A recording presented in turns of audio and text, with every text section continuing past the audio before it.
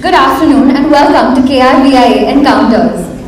Abha Narain Lambah is a practicing conservation architect and a recipient of the Eisenhower Fellowship 2002, the Charles Wallace Fellowship 1998, the Attingham Trust Fellowship 2007, the Sankriti Award 2003, Architect of the Year Award 2018, Architectural Digest and Architect of the Year Award CNBC Awas 2017.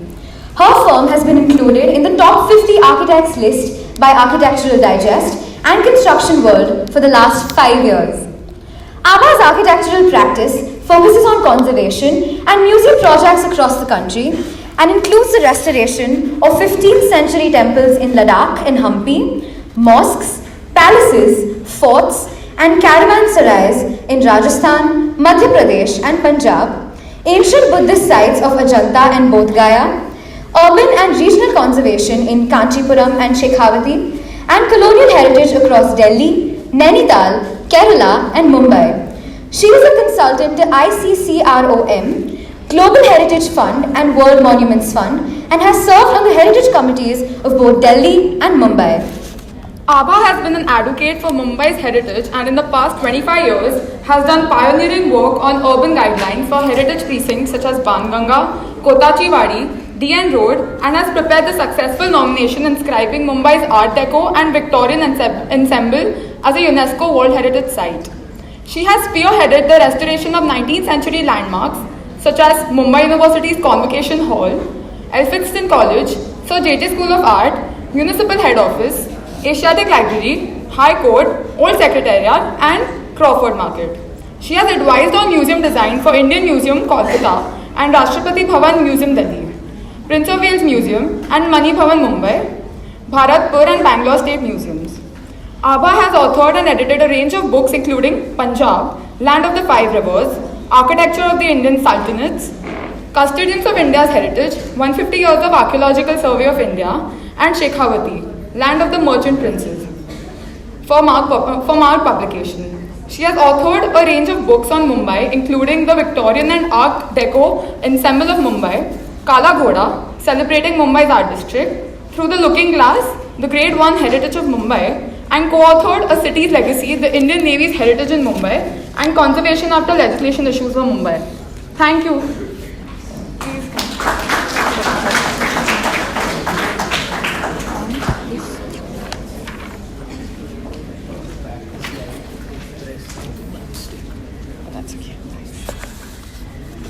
Good morning, it's great to be here. I think I'm coming to KRVIA after 21 years. I think Caravan Mehta was still a student when I came here last. So when we talk about when in architecture school you're taught conservation as an elective, it's almost, supposed to be peripheral, and you always as an architect feel that it's peripheral to your vision. But when you grew up and work and study in a city like Mumbai, or for that matter, any historic city in India, whether it's Delhi or Calcutta or Madras or Agra, Lucknow, you don't realize that the city center and really the business districts, the historic areas of the city, the most important, vibrant, high real estate areas of the city also happen to be areas of conservation. And therefore, whether you are intrinsically, attracted to the field or not, at some point when you become an architect who starts getting good projects, there is inevitably an encounter with heritage. So even if you're committed to making completely contemporary buildings and completely modern buildings, you cannot shy away from the fact that there is a context. And as a young student of architecture, when I graduated from the School of Planning and Architecture, Delhi, I had not thought I'll become a conservation architect. I was seriously focused on joining the studio of Joseph Allen Stein, because to my mind, Stein was modern India's greatest architect. So I had these two great icons, which I'm sure you all growing up have as architects. And for me, it was Charles Correa and Joseph Allen Stein. And In a way, both of them drew heavily from context and responded in their own ways to the architectural and urban context of their cities, of their culture, of their environment. So whereas Charles reinvented the mandala and sort of brought in Indian elements of courtyard planning and everything else into his contemporary work, Joseph Allen Stein got to build very modern, very contemporary institutions like the India International Center, India Habitat Center, Ford Foundation, in the area of the Lodi tombs. And what was so striking about his work was that he did not try and make little copies of tombs. He did not build little domes and stick them with encaustic tiles. He made really modern 20th century contemporary buildings which could stand up on their own. But his quality was that his architecture, even though it was completely contemporary, was respectful of the urban context, was respectful of the historic context. So whereas the tombs of Lodi, of the Lodi period were built in blue quartzite, the local stone of Delhi, he used blue quartzite and he used blue encaustic tiles, but used them in a completely contemporary format. So when I was studying architecture, I was just taught one thing, that architecture, and especially building in a historic context, is also about good manners. When you walk into a room, you don't scream and shout to draw attention to yourself. You try and do your best, and that draws attention to yourself. And in the same way, a good building in a historic context is one which does not try and scream for attention, but does get attention and is yet respectful of its context. So coming back to the question of the importance of conservation, when we're looking at the challenges of urbanization, whereas in the West you have these beautiful towns of, in Europe, which are almost pristine because there's the populations have gone down. It's the absolute opposite in our country, where there is a population implosion in the historic inner city areas. So whether you're talking about areas like Baikala, Dongri, or Kota Chiwari, Girgam, Gamdevi, we're really talking of an urban implosion, because the same fabric of buildings, of urban fabric that was meant for 100 people is now perhaps catering to 2,000. And that's where this constant tug of war between development and conservation begins. And yet, until 1995, in India, we had absolutely no mechanism to even look at historic buildings, because the only mechanism for protection of heritage was that offered by the Archaeological Survey of India. And under the Ancient Archaeological Sites and Monuments Act, the only buildings that were protected were about 3,500 buildings that belonged to National Protection Archaeological Survey of India. And by the very definition of the Ancient Act, they were only geared towards looking at ancient and medieval buildings at best, dead sites like tombs, forts, which were really dead museum sites. So what does a city like Bombay do when and one of the most important eligibility criteria for a building even to be nominated as a national monument was that it should be 100 years old. So what does a city like Bombay do, which at that point especially had most of its heritage which was less than 100 years old, most of its heritage that was not government owned, and most of its heritage that was not like a dead museum piece, like a dead mausoleum or a tomb that you could lock off and fence off, but living, breathing buildings. And that's why in the history of Indian conservation, Bombay plays such a spectacular path-breaking role, because in 1995, the citizens of Bombay decided to get together and draw up a list of buildings. And rather than go towards the central government or the state government asking for some sort of magnanimous act of legislation, through a very small tweak in the development control rules, through a very local, municipal level intervention, they brought in something called DCR 67, which you should all read about once you join private practice, which is the heritage regulations for Greater Bombay. And why it was path-breaking was because they listed 632 entries, and these entries ranged from small pyaus or a small fountain like Flora Fountain or Wellington Fountain or a little milestone two large government buildings like the High Court and the old Secretariat, two houses and historic housing stock like Jair Mahal, which is a chawl, or enclaves of housing in Kotachiwadi, Mathar Pakadi, Bandra, Ranvar, to groups of temples like Banganga and Mahalakshmi, to even open spaces like the Oval Maidan.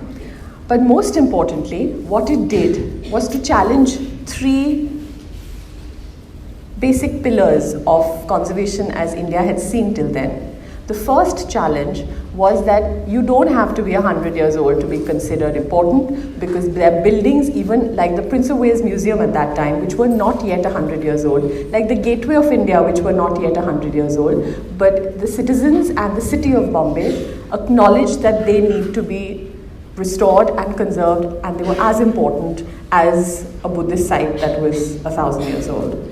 The second pillar that it questioned and it challenged was that conservation is about monuments, because until then, the Archaeological Survey of India and the Ancient Monuments and Sites Act was only myopically focusing on monuments. So a building had to be this 1,000-year-old temple which was a dead site and therefore a monument. And here, the city of Bombay challenged that very basic rule and said, for me as a Mumbaikar, the milestone, which is a tiny little thing, is as important, or a simple house in which Gandhiji lived is as important as a little chawl in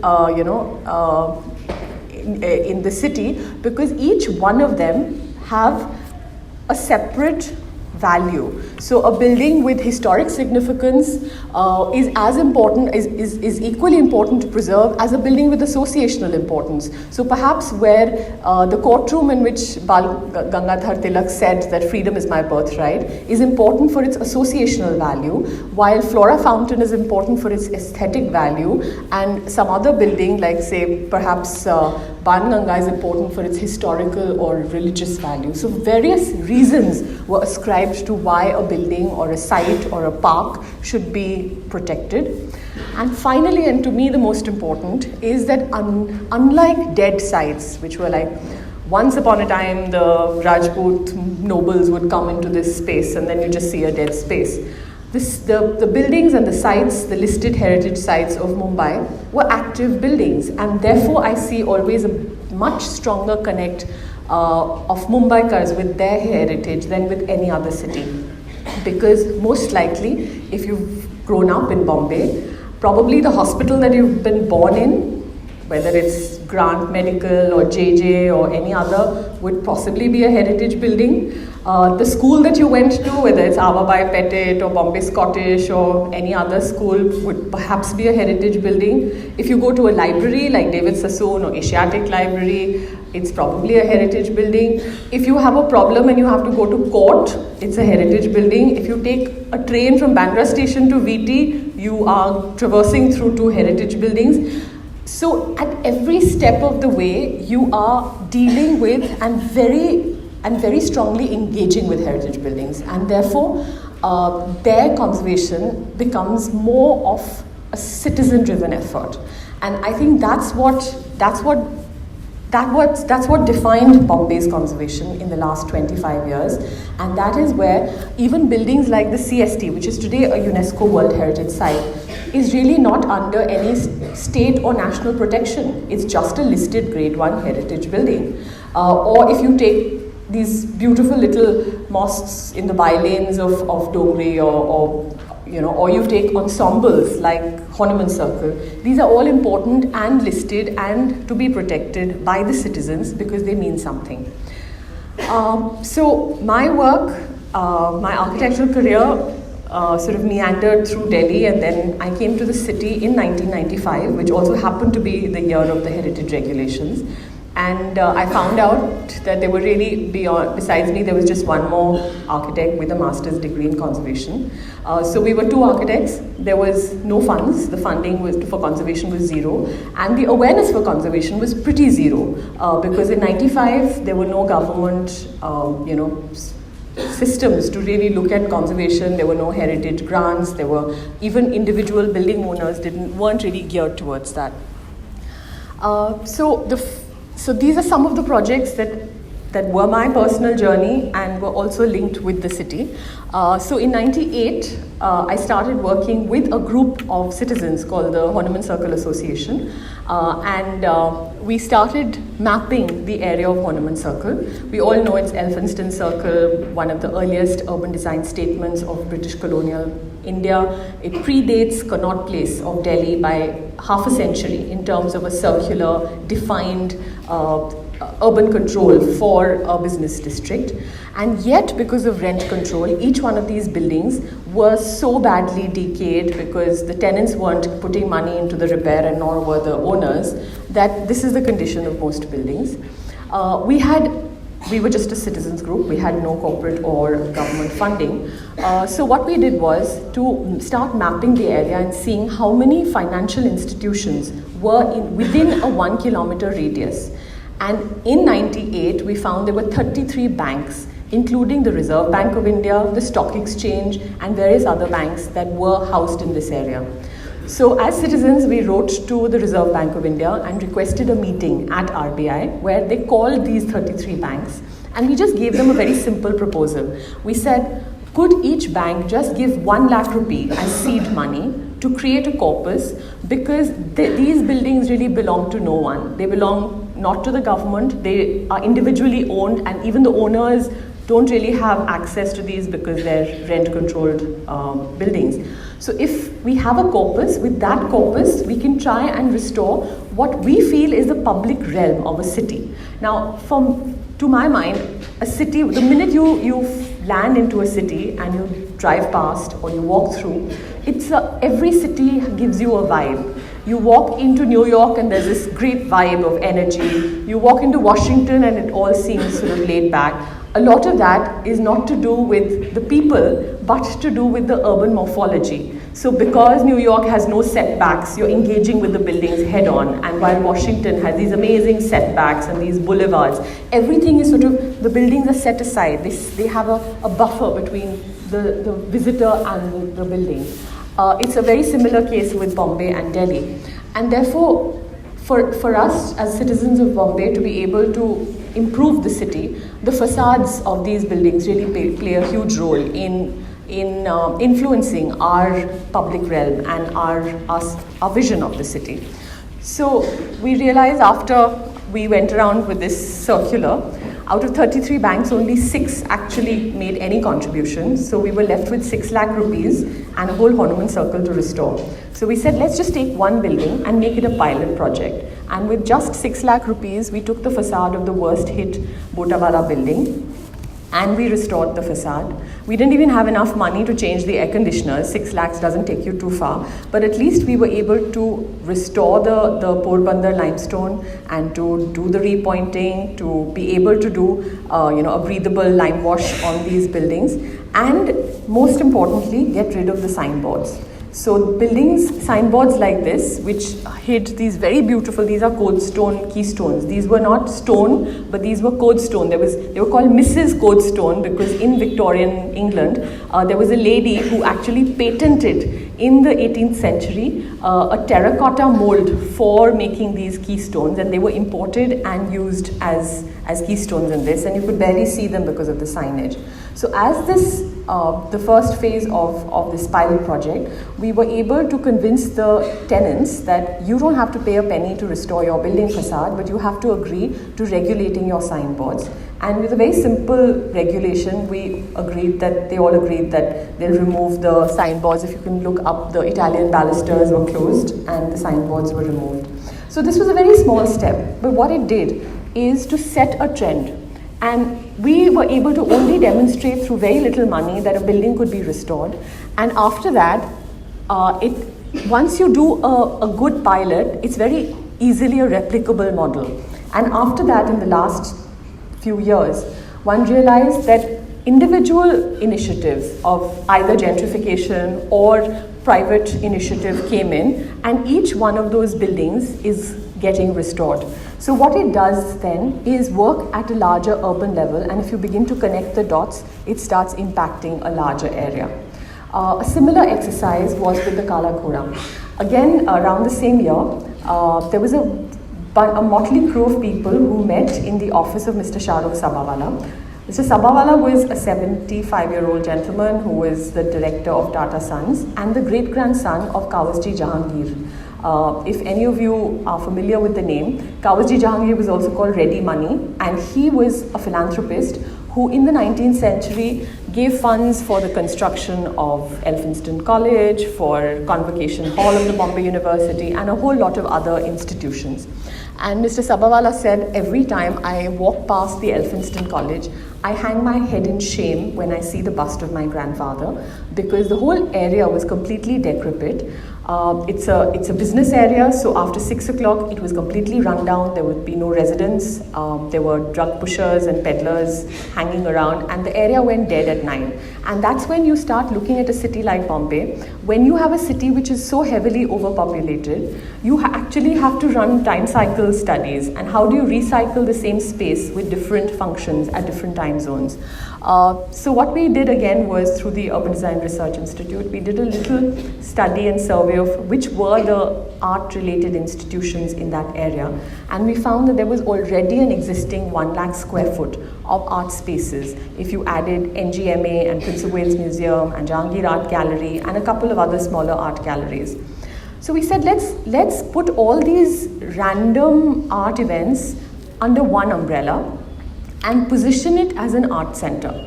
And all we asked the government was, I remember going to meet the Minister of Culture, Maharashtra at that point, and said, so we're not asking you for 1 penny. All we ask of you is, on 2 weekends in the year, just allow us to pedestrianize this area and use the parking lot, the triangular parking lot, as a public area. And let us use every empty space, whether it's a pavement or the back garden of David Sassoon Library or the quad of Elphinstone College or the road or the parking lot, as a canvas to exhibit art and contemporary art. And they agreed, and we started the first festival. And over the last 20 years, the Kalagoda Art Festival sort of increased in size and scale. And what it did was to bring in a certain identity and a certain contemporary identity to a historic area. And that really is very important, because you can have a historic area, but if people do not identify with it, it has no meaning. So you have to reconnect old spaces to contemporary usages, and that's why adaptive reuse and recycling of historic spaces becomes so important, because otherwise people lose a connect. And over the last 2 decades, we've had the greatest performers, artists, perform to a free live audience in the center of this. And with that, we earned no money because we sold no tickets, but we earned some amount of goodwill. So we got 5 lakh rupees from Dorabji Tata Trust, and we got it matched by HSBC. Now again, 10 lakh rupees is not a great budget to take on the biggest building in the area. So we very ambitiously took up Elphinstone College, and in the year 1999 to 2001, we restored the facade of Elphinstone College. And with that, we also made a dent, because instead of using very sandblasting or high pressure water or any abrasive system, just by using very simple, low cost, we actually used an Jain irrigation system, and we calibrated it to become a water misting system. We used paper poultices and clay poultices to restore the limestone. And by doing that, we also set in a system and understanding of low cost but conservation methods into the Public Works Department, because this building belonged to really the Public Works Department, for which the Kalagoda Association had a memorandum with the government to say, we'll restore it through conservation methods and give it back to you. So what it really did was, the Public Works Department engineers were for the first time made aware that you don't have to cement every building. You can let the building breathe, use lime-based mortars, and bring in simple things like, if you have you have wiring, don't use the shortest route from one end to the other, reroute your wiring, just remove layers of oil paint, and you have beautiful buildings to begin with. So whether it was the lobby of Elphinstone College, where we thought it was a kind of a coffered slab, and we started peeling off layers, and we peeled off 27 layers of paint, and we found that this was really a beautiful Burma teak ceiling. So it's not that conservation necessarily has to be expensive. It's just that why do you have to hang 2 tube lights when the same job could be done through like really not such an expensive fitting? And it's happened over the years, and it's again about connecting dots, that it wasn't just the restoration of Elphinstone College alone that would have built something, but you had to have an art festival to support that engagement with the city, and then plow it back into improving and restoring buildings like the David Sassoon Library, the Army and Navy building, and other buildings around Kala Ghoda. And what it did is, from a completely dead area, it started bringing in businesses. So you had the first building that we restored in that area, which was a private building. I'll talk about it later. And today you have just all sorts of designers springing up, beautiful cafes, restaurants, and it's completely revived an area that was dead at night. Over the years, heritage awareness has come in, and Sanaya has been part of the heritage tours through Kala Ghoda for many years. And what it really does, it makes a child who's grown up in Borivali, who probably doesn't feel anything for South Bombay, to come on a Sunday during the festival and understand and enjoy these spaces. And the next time around, that child would probably want to do something for the city, or would have a point of view if there was a newspaper article that said this building is being demolished. And I think that's the role that heritage walks and heritage tours play. So it was really a cultural strategy. It was not a random act. And what we also did was to reuse and recycle spaces. So why can't we have art on footpaths? Why can't we use the road of Kala Ghoda to actually have sit-down dinners and open restaurants in the street? Why can't we get the steps of Town Hall to work as a backdrop and a ready-made auditorium for a rock band at night, and use the same steps for a children's function and a children's show in the morning? So by that, in a city like Bombay that is starved for space, what you're doing is using up every inch of the city's interstitial spaces and bringing them into an active use. And what it then does is that over these last 20 years, it's built in little pools of support. So what earlier the government was not willing to spend on, perhaps over these last few years, we got then the Public Works Department to say, okay, we will restore the Asiatic Library. And through, like, this is what it looked like with good steel cupboards, and we just restored it inch by inch, removed tube lights, removed layers of paint, exposed the original cast iron columns, brought in the furniture of the Regency period. And this was done purely because we had built in so many years of a kind of a goodwill that yes, conservation is not necessarily bad for the building. Yes, conservation allows that building to breathe again and to become a vital part of the city's use today. So when people tend to say that, oh, conservation is very elitist, I ask them, how is it elitist when you're restoring Central Library? Because Central Library is where the poorest of the poor students can come who cannot have space in their own little tenements to be able to sit and read or to study, prepare for their exams. And why can't they afford a better space to sit and study? And why should it only be limited to the ones who can? So conservation necessarily need not be elitist. It actually should be democratic, because these are icons of the city that actually affect everybody. Again, in that vein, what do you do with the urban chaos that you see around you? What do you do with very intensely used streets and areas like Dadabhai Nauroji Road, which have a footfall of millions in a day? You have just 2.5 million people coming from CST down to Flora Fountain, in addition to the others who drive and take other modes of communication, transportation. So when you have such an intensely used space and an urban spine, how do you try and intervene? And especially, this is again about 20 years ago, this is the condition where you could barely see the building facades and they were completely plastered with shop fronts. So I was teaching at the Academy of Architecture in 1998, and we went to the government for a grant program and said, give us a grant to look at urban guidelines for Dadabhai Nauroji Road. And with a very measly amount of money, I started working on preparing a documentation for Dadabhai Nauroji Road, because there were no, other than a basic DP plan, there were no elevation drawings, there was no studies of individual buildings, of the usages, of the functions. And what we did over a period of 9 months with a lot of students was to map each one of these buildings, to draw elevations. These were before AutoCAD really came in a big way. So these were all hand-drawn sketches and elevations. And with that, we created a documentation to be able to substantiate what we wanted to do next.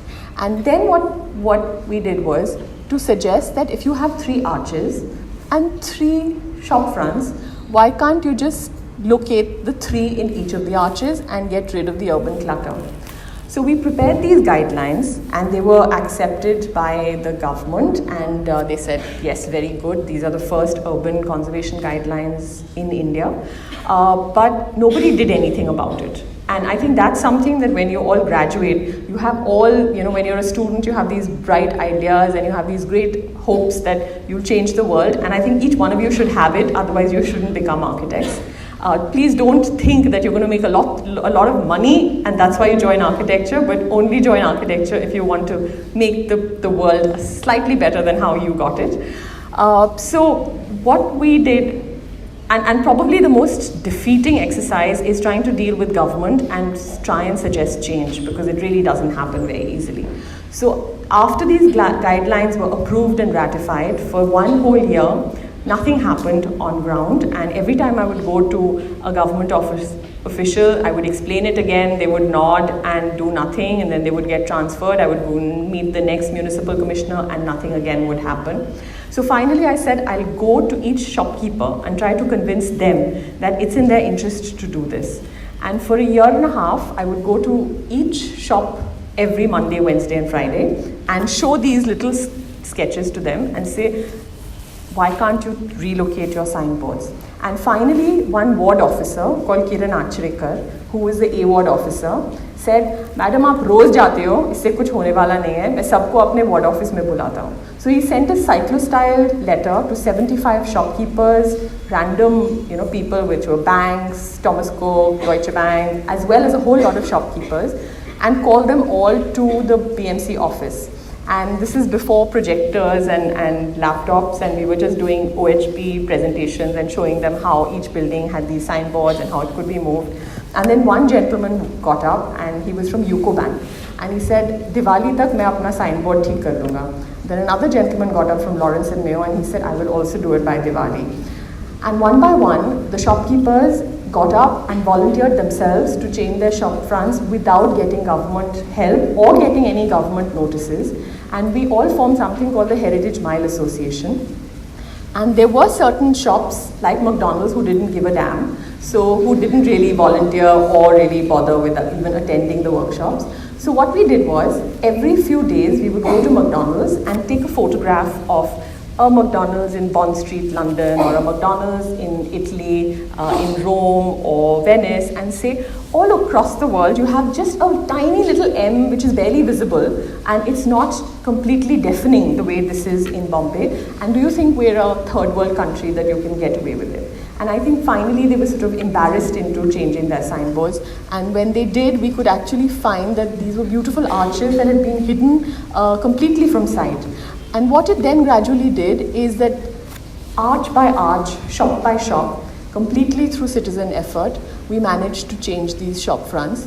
And then Anahita Pandol filed a public interest litigation to remove the hoardings on heritage buildings. And when the Supreme Court ruled in its favor, we were able to get rid of these hoardings across the stretch. And you realize that the visual clutter, we talk of noise pollution, but perhaps the visual pollution of signboards in urban areas is equally bad. And you could barely probably have ventilation into these buildings because of the number of hoardings that were here. Then, because I don't know if you're the generation post penguin litter bins, but the rest of us in Mumbai always were used to these penguin litter bins and yellow scalloped railings and pink concrete benches.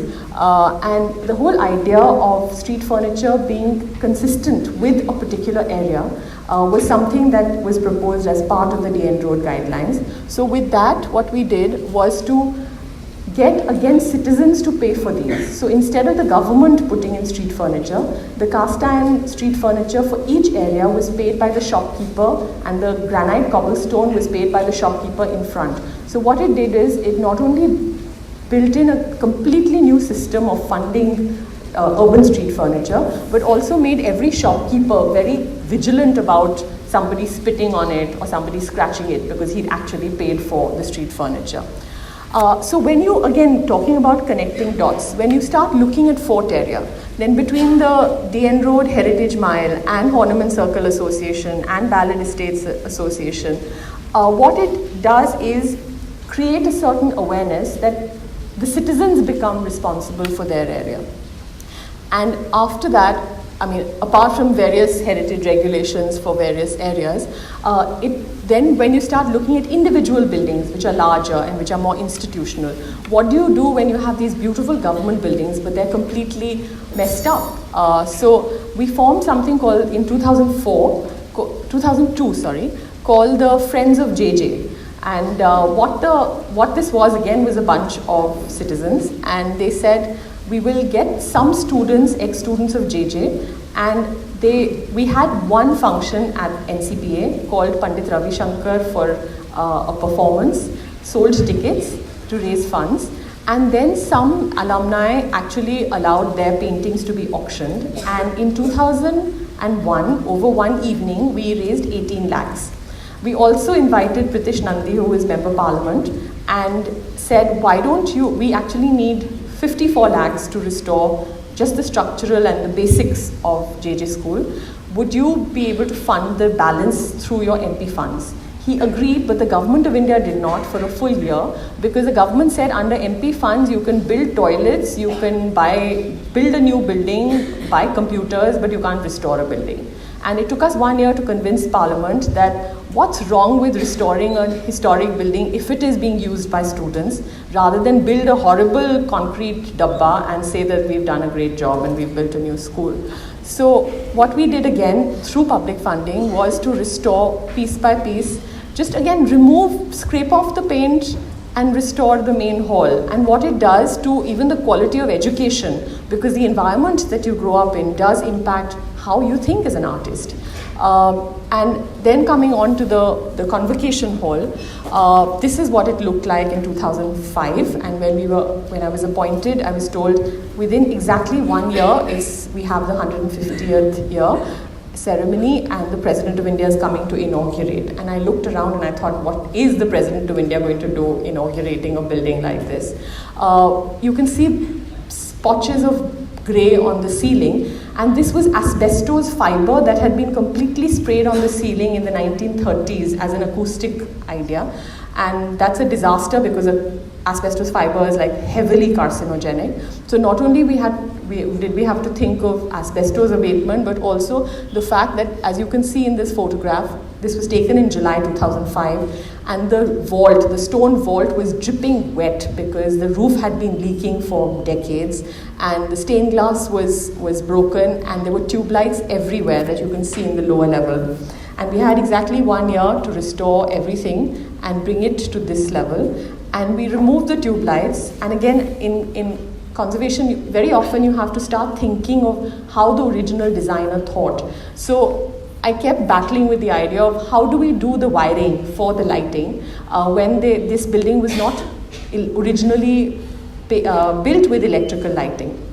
And across the building there were PVC conduits with cables. So finally the idea struck is that if this building was gas lit, let's find first and then follow the gas routes. So we followed the gas route pipes, the gas pipe routes, and we found they were all on the upper balcony. And then we lay all our electrical wires along those gas routes, and that's how we managed to do the wiring without it looking shabby. SNDT was another building which was like a very decrepit building. You can see the condition. It had been abandoned. It used to be a girls' school, and since it was a Marathi medium girls' school, and over the years the number of students had dwindled down to 4, this was completely shut down. This was restored through corporate funding to turn this space into a center of art for women under SNDT University. And so we brought in contemporary lighting, but we kept all the historic railings and the staircase and everything else. And the minute we were able to do this, the whole vibe of this building changed, and today it's a bustling art institute. Another such building is, you must have seen it now as Sequel in Kala Ghoda, and this was Upadastra House, an unlisted building in Kala Ghoda. This was to be knocked down, and because it was not listed.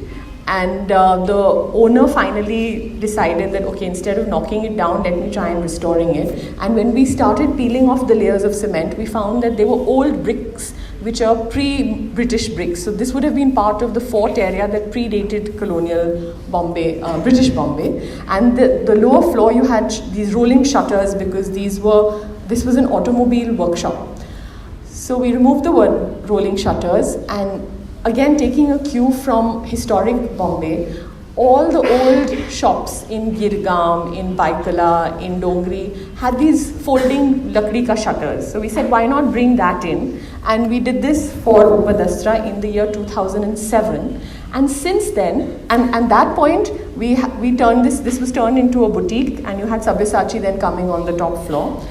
And since then, one by one, individual owners on their own have just copy-pasted this folding shutters, and now you see all the buildings down Kala Ghoda with all the cafes having the same folding shutters, and thankfully getting rid of the rolling aluminum shutters, and a whole lot of gentrification with pretty much all the designers, whether it's Ritu Kumar or Abujani or Sabyasachi, actually taking up these old buildings and restoring them and turning them into retail units.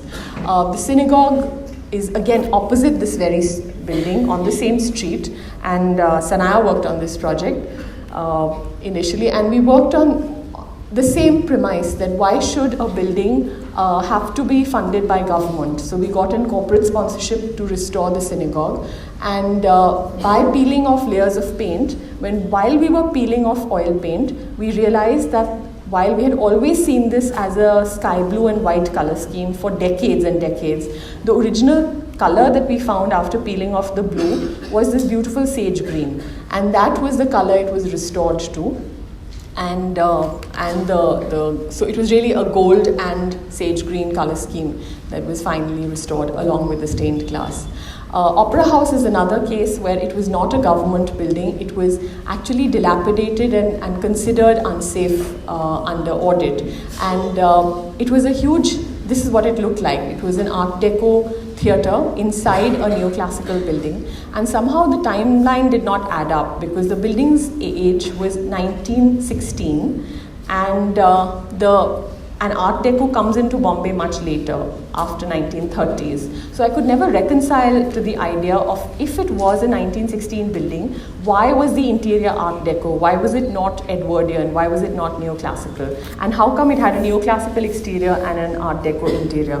And that's where archival research comes into play, and we found old photographs of the building which actually showed a completely different interior. And then when we took off these side boardings and the paneling, which you see here as an Art Deco theatre, we were able to find the old side balcony. We weren't able to find the balcony, but we were able to find the structural system of the balcony, and then these side balconies were restored, and the seating and the stained glass and everything else was.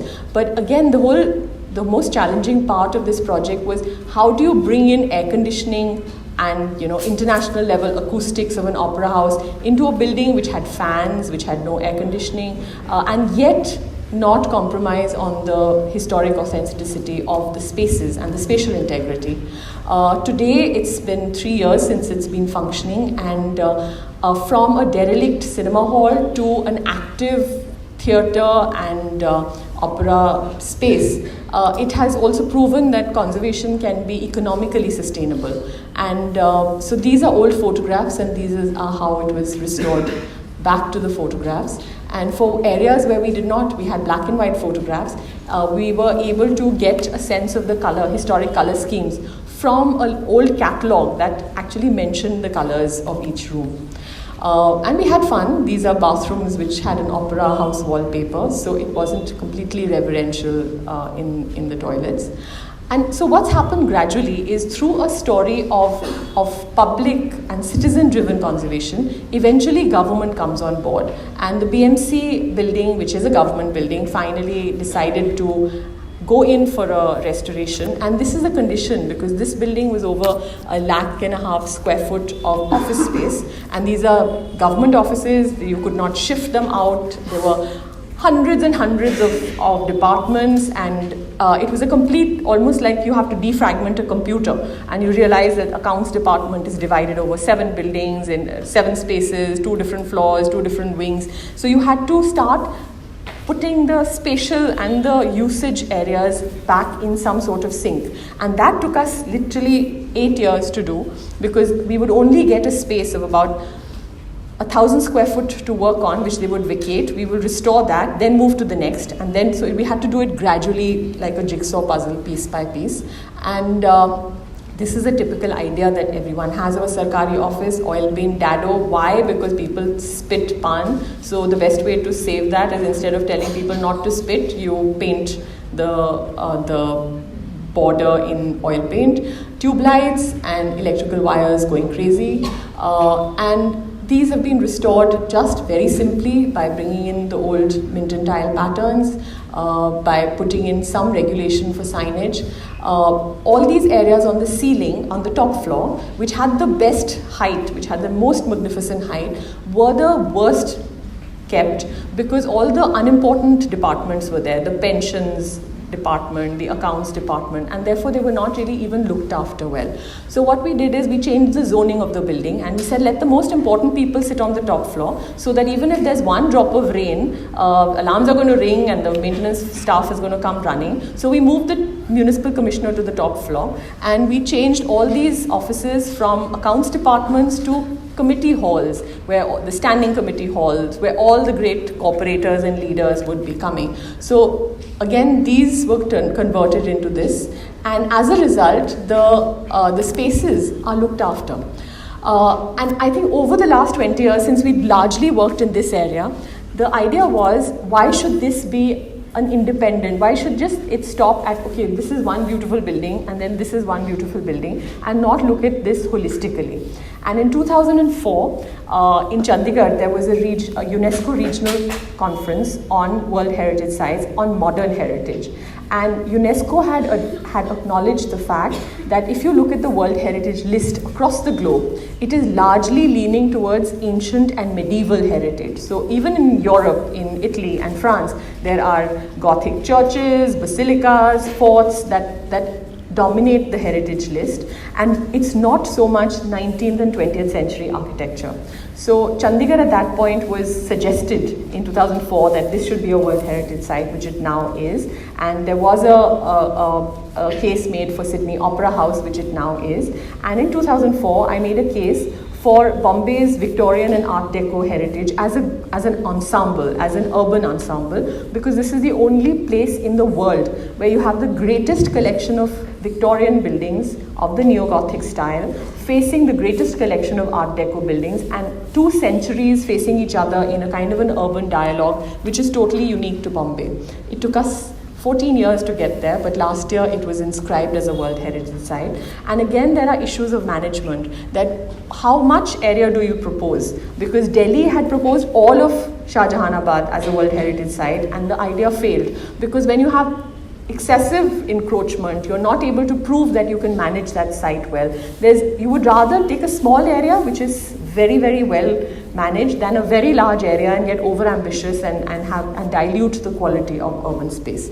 So whereas the blue line is the buffer, which is both Marine Drive precinct and Fort precinct, which are both notified precincts, the red line is that little area of Oval Maidan, which were largely government buildings, plus the first strip of Art Deco buildings facing Oval and Marine Drive, and then we connected it through Dinshavacha Road, and this is what now stands together as a World Heritage Site.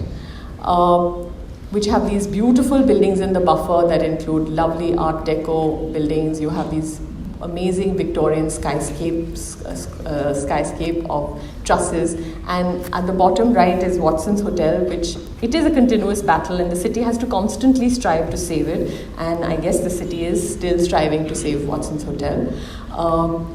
And finally, when you look at Chandigarh, it's now a listed site. So I'll take 5 minutes and quickly take you through outside of Bombay. And this is a project I worked on for 3 years, 2005 to 2007. At the top of this hill in Basgo in Ladakh at 11,000 feet is the Maitreya Buddha temple. It was on the World Monuments Fund list of 50 endangered sites of the world. The site was closed down in the winter and roads would be blocked, so you could only work between May and October every year. And this was a village temple, and you could see it's a triple floor height Buddha and a mud temple with a little bit of wood. And so what the villagers had done, the villagers were my clients, because this was not a government funded or government monument, so it was the Basgo village community and the Namgyal Institute for Research on Ladakhi Art and the World Monuments Fund.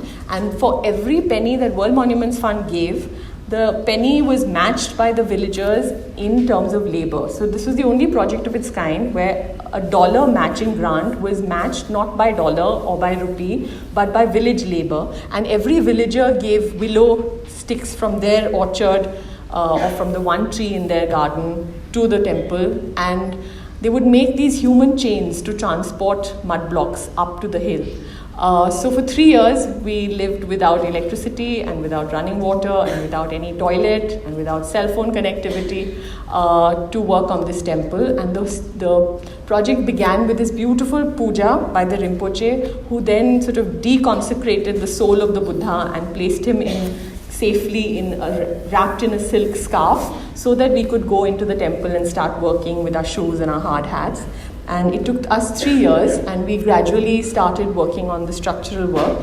And one thing I was very clear about is that I would not use alien materials. So the structural engineer who was working before me had suggested steel straps and a lot of sort of membranous waterproofing materials. But I said, if this building, which is 600 years old, was built using local material, why should we bring in an alien material that the villagers would not be able to maintain after 10 years? Because they would not be able to maintain carbon fiber wrap or to look at steel joints. So what we did was, even in the scaffolding, we adopted a very indigenous process. So we did these buttressing of mud blocks to create a scaffold with mud block and willow, and we used different kinds of materials, the local clays, zasa, the local dried roots to use as waterproofing. And this is our little team. There was not a single engineer or a contracting company. There was just a bunch of village laborers, village monks, and the king of Ladakh, who's wearing that red sweater. And we all pulled our weight. We all lugged our own luggage, and we managed to make this happen inch by inch. We worked on how much time do I have? Jacking up these. We used car jacks. So it was all sort of low cost, low technology. We used car jacks to jack up these pillars, and then to remove the decayed wood or the broken wood and replace it with new wood. And then this was, if you see here, this is how the process happened. You would jack up a kaju or a pillar, remove the pillar because the brackets were all cracked. Put in a new bracket that had been carved by the local craftsman and removed the jack. So it was pillar by pillar that we worked on this project. And it was finally then the painting conservators came in. And then this won the highest UNESCO award for conservation, which is the Award of Excellence in 2007. This went on, I think, to making a management plan for another Buddhist site, which is Bodh Gaya, which we worked on. And then coming to Punjab on a lot of these amazing projects and these palaces in Punjab. And this is Patiala's Darbar Hall. And what we did was that in the last 70 years, Punjab had completely ignored these historic buildings, and they were really teetering towards complete collapse. And they had lost a generation of workmen who even knew how to deal with lime. So we had to bring in these 80-year-old craftsmen, the locals, because nobody younger than 80 years old even remembered ever working with lime. So we brought these old octogenarians back into the project who could then train a younger generation of people. And this is a beautiful Mughal sarai built during the Jahangir period between Ludhiana and Jalandhar. And half of it survived. A Mughal sarai, a caravan sarai is really a square cloistered building with a central garden and a mosque and these gateways on the cardinal directions. And this had it's the typical Mughal period construction of brick with encaustic tiles. And what had happened is over the years, half of it had survived and half of it had collapsed. And the villagers had just used this to carry away the bricks and build their houses. So it was very important for us to realize that the missing sections of the building required to be reconstructed to bring back the sense of even half the enclosure, because otherwise we would have even lost that. So here we use traditional Mughal techniques to create vaulting, to bring in the old patterns of brick, to use Lakhori brick as that was true of the period. And as you can see, between this and this, rebuild and reconstruct the missing sections. Now when you study conservation, the first cardinal rule is do not go in for conjectural reconstruction. So I would never conjecturally reconstruct a building without knowing exactly how it was. But the advantage to these multiplicity of cells was because you had a cell and you had a vault existing and you knew these were being duplicated, and it was the spatial integrity of the building was at risk. So therefore we had to reconstruct the missing or the broken ones. And we revived traditional Mughal skills of building domes, doing vaulting, repointing the arches, and using the local lime compositions to rebuild and reconstruct this building. A similar project, which is a breathtaking building in Kapurthala, is the Moorish Mosque. And this, if you've seen pictures of Alhambra in Spain or the Qutbiyya Mosque in Morocco, this is the only building in India which is a mosque, and yet it does not have a subcontinental influence. It derives its influence from Spain and Morocco, because the patron was Maharaja Jagatjit Singh of Kapurthala, who commissioned a French architect to design this building, and therefore he designed a building which was more Moroccan than Indian.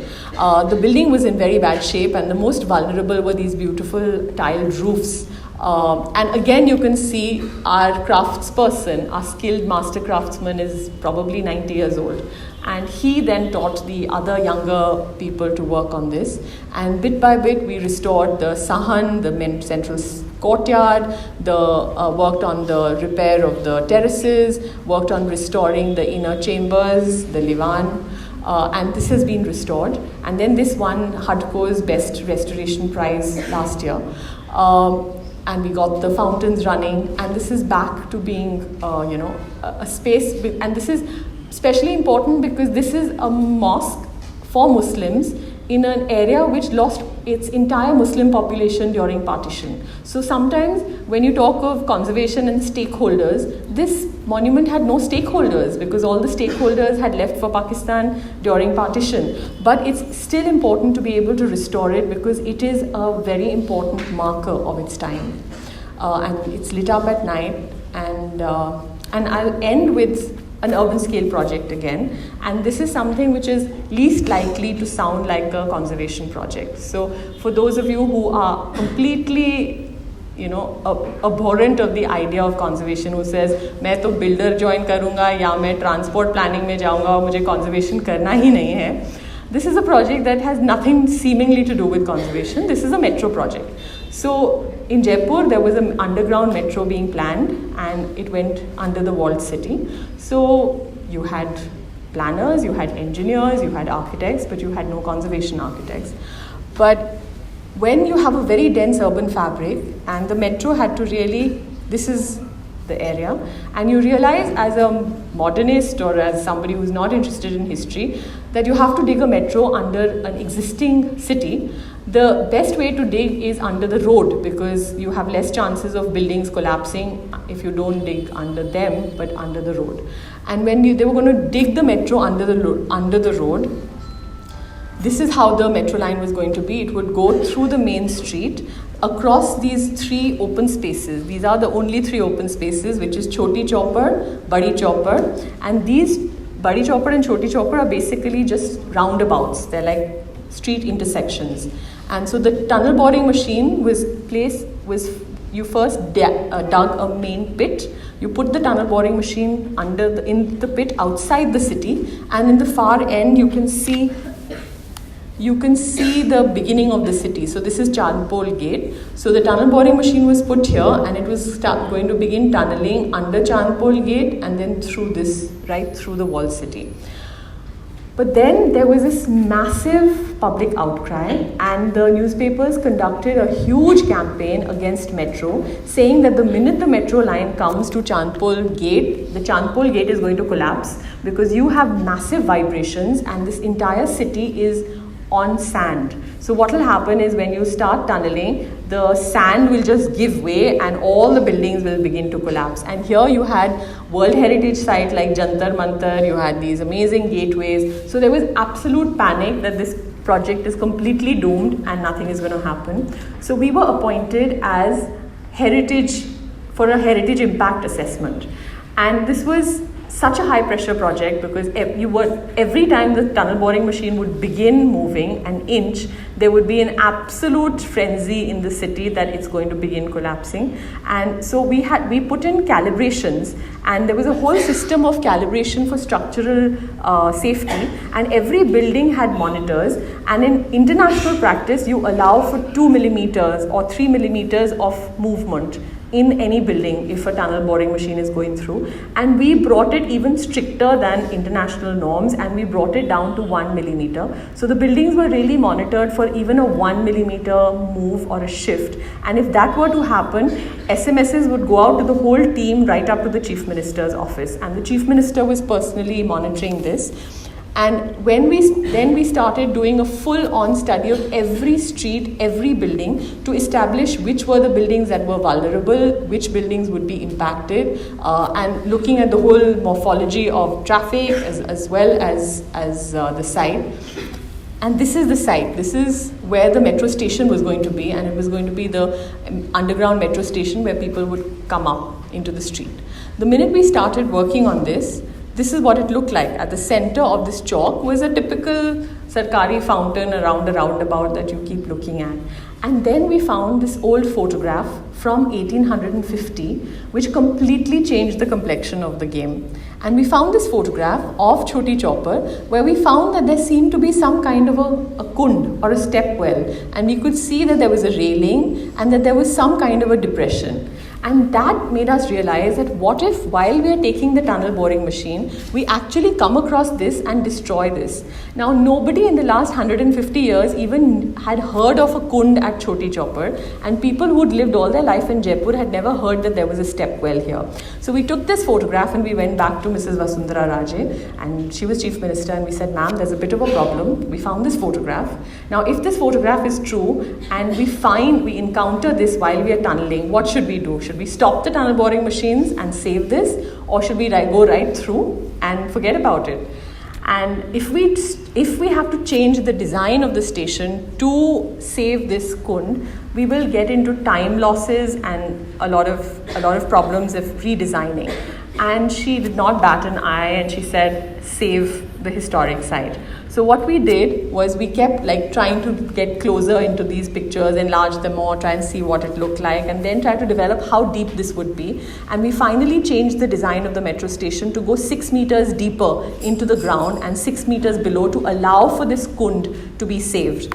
So here you can see this is the metro line. These are 2 underground concourses, and this is at the top where we created the provision for the kund. So you would take a metro, you would get off at the train station, and then you would take an escalator up and reach this road level, and in the middle of it would be this kund. So it was a very ambitious, and some people said foolhardy idea. And then we did a complete archaeological excavation of the site. So we got 2 retired archaeologists from ASI to work with us, and we began removing the silt, and we were just completely dazzled to see that these steps existed. I'm sorry, but I seem to have, okay.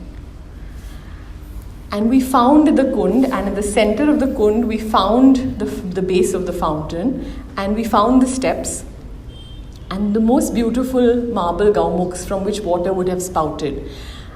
This entire excavation was completed, each and every stone was mapped, and then through a process called anastylosis, which is a conservation term where you number and map and document every piece, take it away, allow the tunneling to happen, and then put it back. So it's like disassembling like a jigsaw and reassembling, and this is what we did for this project.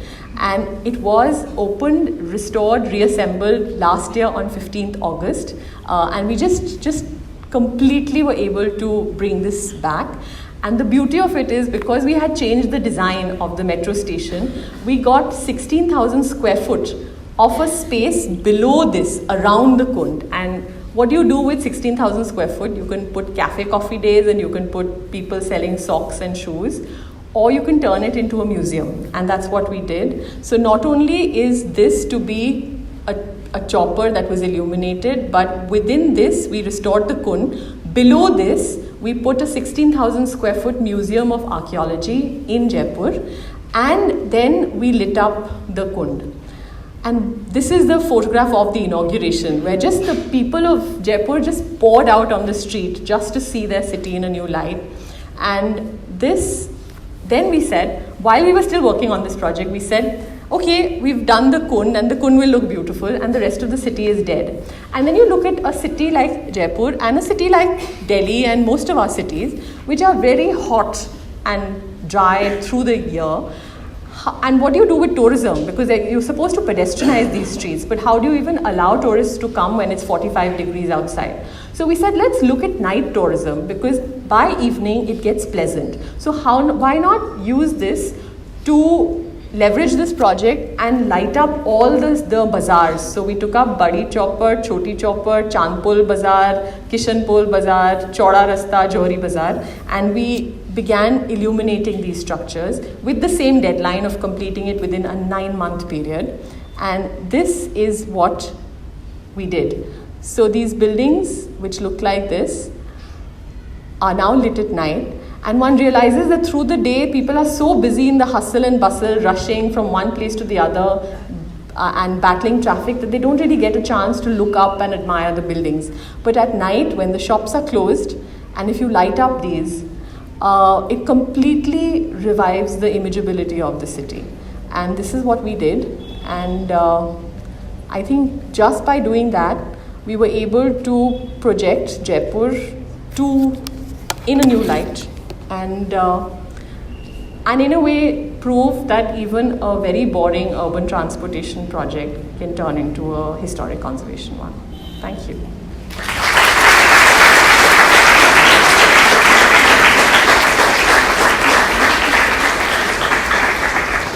We're now open to questions.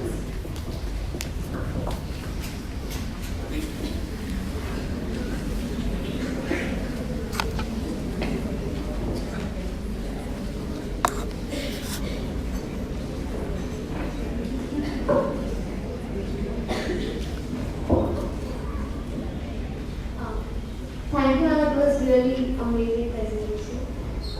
The work is really inspiring. I have 3 questions actually. One is, what is your take about the metro project that is proposed from Seeps to Kolaba, the metro line in Mumbai, in regards to this? And second is, when you have an example of restoration in front of you, to convince the stakeholders, it's comparatively easier. But with your ideas, which were very alien to this, to Mumbai or later also in all your projects, what were the challenges that you faced for the government, for the finance, for the investors, and also the client, and in the private projects, the owner of the building? So that is the second thing. And Please don't give me a third, because I think Okay, so to answer your first question, in Jaipur, I think we're the worst case situation where the buildings were exactly on the road. It was on a very bad, like there was really no terra firma. They were the soil tests were very scary in terms of it being largely a sandy structure. In Mumbai, we are talking about a metro line which goes 24 meters below ground and is tunneling through hard basalt stone. Here, these were fragile brick and lime plaster buildings with very little foundations. And in Mumbai, on DN Road and all these fort areas, you're talking about solid basalt rock bed. You're talking about basalt stone masonry buildings. So the risks of tunneling in Bombay is not even a fraction of what it is in Jaipur. So A, the structural ramifications are far less. But B, when we talk of transportation, when we talk of urban transportation, and you see the number of people of the ratio of the people who take public transport like trains or suburban trains or buses versus people who drive to work, it's ridiculous. It's not even 1:100. So when you're talking about a city like Mumbai, and if you start putting thousands and thousands of crores into coastal roads and sea links versus that, putting in infrastructure for urban transportation through metros and railroads is so much more important because you're catering to a much larger fraction of the community, of the population. And secondly, across the world, whether you look at Athens or central London or central Paris or Barcelona, cities which have, or New Manhattan, cities which have the greatest amount of heritage and cultural buildings also have the greatest amount of pedestrianization. And all of them have underground metro lines. Because you go to Paris, you want to go from one place to the other instead of choking up the roads and it's frightfully expensive. It's so much more democratic to take a metro and get there in 5 minutes and yet not have to spend a lot of money. Therefore, I'm an absolute advocate of metro networks through cities, whether it's in Delhi or Kolkata or in Mumbai. And I hope that answers your question. And I think even in the Bombay case, every metro station, the location of the exit, the location and design of the lift to where the staircase should be, or to are you going to intervene or going to cut a tree, or is it going to, all that has been very, very carefully thought through I can speak at least for the heritage areas. So that's your one question. And the second one of yes, it is always difficult to come up with an idea, and I think you have, as a result, I think even in one's career, you see many, many uphill battles. It can be very, very defeating at a point. In 2007, we were appointed for Crawford Market, and when we suggested that we do not build a tall multi-storied building in Crawford Market and actually keep it as is and restore it, and there was a builder trying to build FSI 4 in a grade 1 campus, we were actually thrown out of the Heritage Committee, physically thrown out of the Heritage Committee hearing, saying, yes, you might have been appointed by BMC, but the builder has come with a proposal of 3 FSI, 3.5 FSI, and we don't know who you are. And we don't know as a Heritage Committee whether the whole plot should be grade 1 or only the front building should be grade 1. And it took us 12 years to even inch our way back to getting approvals from the same Heritage Committee to say, yes, even if the new buildings have to be built, they should be built within 1.33 FSI and respecting the skyline. So you have extreme disappointments through a career. You have projects which you have strived and never take off because people don't seem interested, or they don't seem economically viable, or people don't buy in. And I think that happens with every practicing architect. There's so many. I mean, as a student, I was in second year, and I joined for my summer internship. I joined a bunch of seniors who just started, and there were 4 seniors. And every day they would get a little house, like a bungalow job. we would have a party that night and everybody would come over and we'd have a great party and all of SPA used to get together. And the next morning the fellows would go to the client meeting and he would say, I've changed my mind. So I think that's happened with so many of every architect, that you have probably more unbuilt projects than you have built projects. You work hard on a project and you don't get paid fees. It's just that perhaps in my case they've been more public. So I guess both my elations and disappointments are of a more public level, but that is the story of every practice.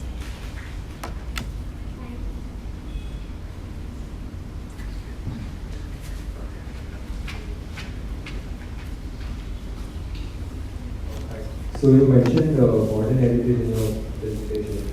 So my question is, in terms of conservation itself as a practice, does the approach or sort of the practice itself shift its ideology when dealing with these subjects?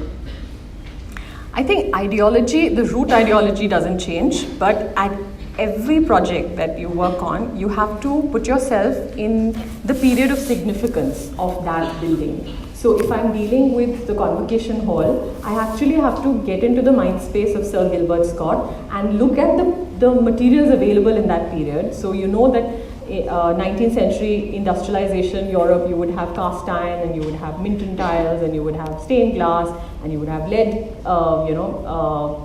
casings and you would have gas pipes. So you would go with that palette of materials and construction methodologies, whereas if you're dealing with a 15th century Buddhist temple, you would adopt a different set of materials. We prepared the management plan for Chandigarh for Corbusier's buildings of assembly and High Court. And there again, our time period and our period of significance was 1950s and 1960s. So the whole aesthetics had to conform to Corbusier, the material selection had to conform to that period, and therefore you have to keep shifting gears to make your intervention appropriate in the context of that design. So now if you start adding frills and POP cornices to a Corbusier building, it's committing sacrilege. And I think that's where the conservation, with every project, you have to completely change and mold yourself to that period of construction and the truth of, and the material availability and the aesthetics of that period.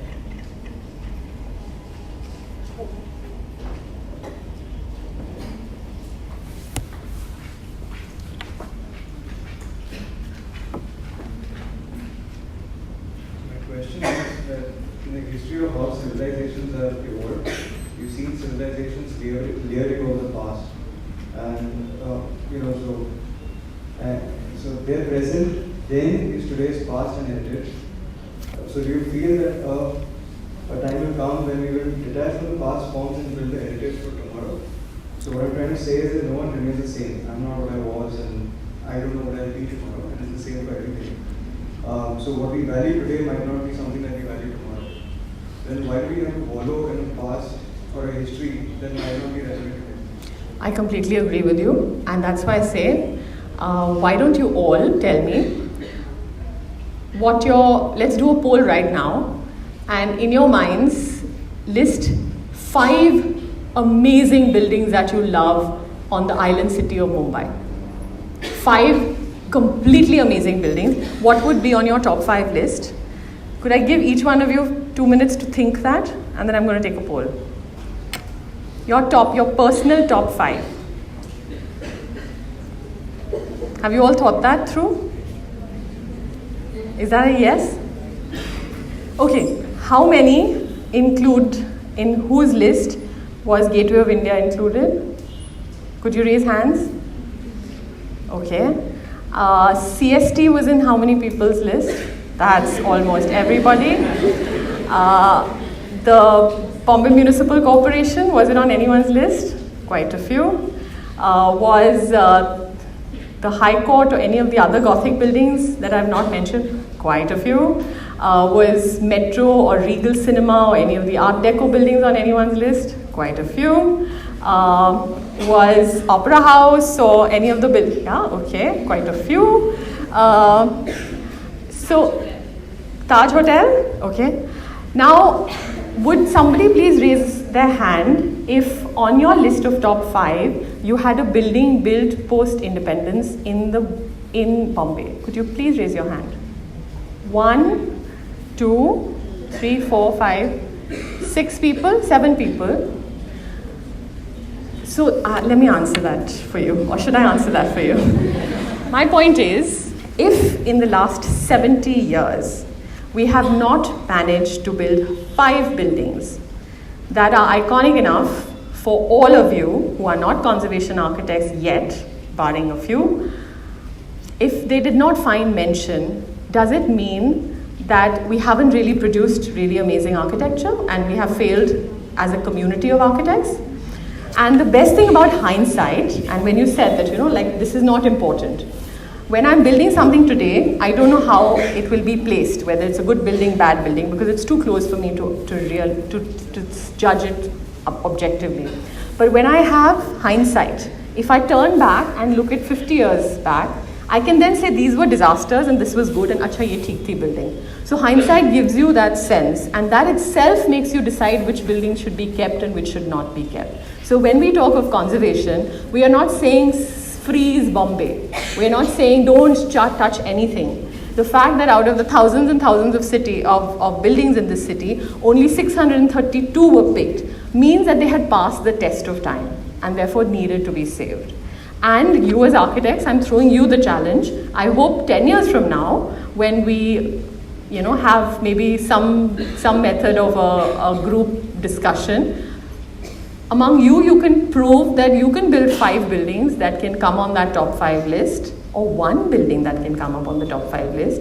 Until then, I have a job to carry. And when you guys have built those buildings, which come in the top 5, I will retire.